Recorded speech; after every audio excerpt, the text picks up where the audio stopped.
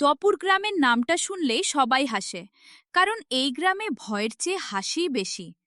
গ্রামটার পাশে একটা পুরনো বটগাছ ছিল, যেটাকে সবাই বলতো ভূতের বটতলা। রাতে কেউ ওদিক দিয়ে গেলে হু হু শব্দ শুনত। গ্রামবাসীরা বলতো ওখানে নাকি এক হাসি খুশি ভূত থাকে। গ্রামে থাকতো দুই বন্ধু, বাবু আর কালু। বাবু খুব সাহসী আর কালু ছিল একটু ধূর্ত। সবকিছুতেই বুদ্ধির খেল দেখাতো।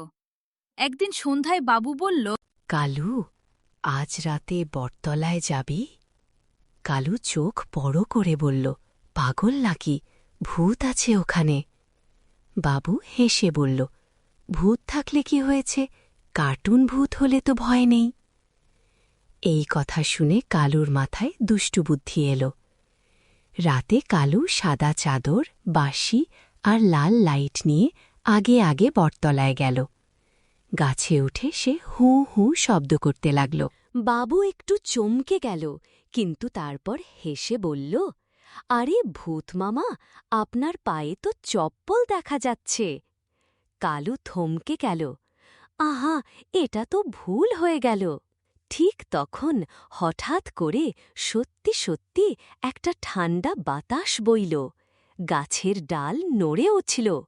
একটা গম্ভীর গলা বলল, কে আমার জায়গায় ভূত সেজেছে? কালু ভয়ে গাছ থেকে পড়ে গেল। মা গো, এবার তো আসল ভূত। বাবু কাঁপা গলায় বলল, আপনি আপনি কে? ছায়ার ভেতর থেকে বেরিয়ে এলো এক বুড়ো ভূত, মাথায় লাল টুপি, মুখে মুচকি হাসি। আমি এই গ্রামের পুরনো ভূত, কিন্তু আমি কাউকে ভয় দিই না। মানুষই মানুষকে বেশি ধোঁকা দেয়। ভূতের কথা শুনে কালু লজ্জায় মাথা নিচু করল। আমি শুধু মজা করছিলাম। ভূত হেসে বলল, ধূর্ততা খারাপ নয়, কিন্তু কাউকে ভয় দেখানো ঠিক না। পরদিন থেকে কালু আর বাবু সবাইকে সত্যিটা বলল। গ্রামবাসীরা বুঝল, ভূতের চেয়ে ধোঁকা আর ভয়টাই বেশি ভয়ঙ্কর। আর সেই দিন থেকে বটতলাকে সবাই ডাকতে লাগল হাসির বটতলা।